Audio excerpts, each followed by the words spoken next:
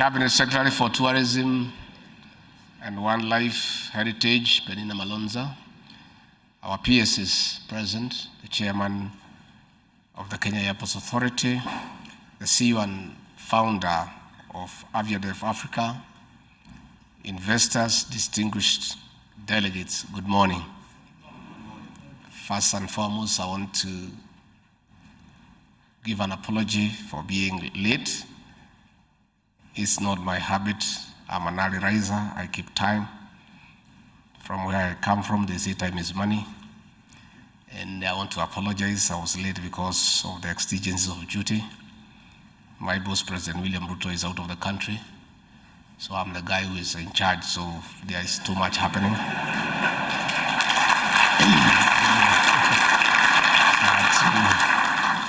I had to do quite a number of things that I normally don't do that the president does, and that delayed me a little bit. My apologies. On behalf of President William Ruto and the people of Kenya and the government of the Republic of Kenya, I welcome you to our wonderful city, Nairobi, and our great country, the Republic of Kenya. We hold this meeting on opportunities of Africa Airports investment in real estate when Kenyans are engaged in a robust debate on housing. This public debate emanates from the government's plan to provide decent and affordable housing to dignify our people, as well as create employment for more than 6 million young people who are unemployed. This meeting on diversification of revenue sources also takes place at a time that the aviation industry in Africa has been flying into turbulence over the last decade. In the past 3 years, for instance, the industry on the continent has registered more than $3.5 billion losses. One of the main reasons is the high cost of fuel, leading to instability and unpredictability. Some of these market forces are beyond the control of the aviation industry. For instance, the COVID-19 pandemic almost shut down the aviation industry, and even here our own Kenya Airways was no exception, and the aviation industry is still seeking to recover from the effects of COVID-19, which was a natural calamity beyond the control of the industry. This therefore means that airlines will continue to sink further into losses unless they explore innovative alternatives to complement the carrier revenue sources. One of such ways is investing in the real estate sector. Currently, the real estate market in Africa is estimated at $15.1 trillion.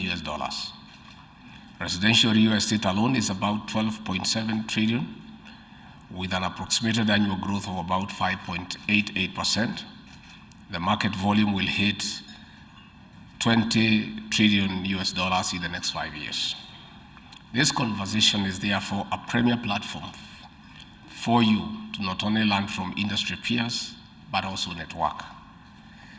We acknowledge and appreciate Aviadev Real Estate for this key initiative of connecting stakeholders of Africa airports to investors and technical experts.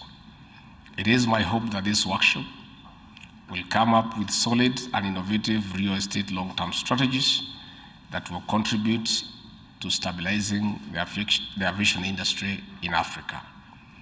This will spur fast, reliable, and efficient connectivity across the continent. In conclusion, I want to wish you a very pleasant stay here in Nairobi and in our great country. And I want to urge you to take time from this workshop to sample the Kenyan tourism and hospitality. The Masai Mara is the 8th wonder of the world. It's not far from here. If you get some time, you can go and see the Big Five. But be careful with the lions so that you remain safe to venture into real estate. You cannot venture into real estate if you have some quarrel with our lions. I also want to take this opportunity to assure you that Kenya is the destination of choice in matters investment. To start with, Kenya is the anchor state in matters peace and stability in a very volatile region, the Horn of Africa. We boast of excellent security here in Nairobi and elsewhere in the country. You are aware that in this continent of Africa, it is this country that hosts the United Nations because of the peace and stability in the country and because the country is very secure. Again, I want to invite you to invest in this country, in the US state, because labor is not expensive. We have a very vibrant workforce with good work ethics. The Kenyan people are workaholics. They work hard and they take pride in their achievements. Again, this country is enjoying for the first time an administration that is focused and that has done away with the bureaucracy and red tape to encourage investment. All our agencies, all our cabinet secretaries have clear and equivocal instructions from the president not to subject investors into unnecessary bureaucracy and red tape, and to fast track whatever licenses that they require, whatever legal framework that needs to be put, so that investors can have an easy time to come and invest here. So in conclusion, I want to once more welcome you to the city. I want to assure you that you have the right environment to invest here.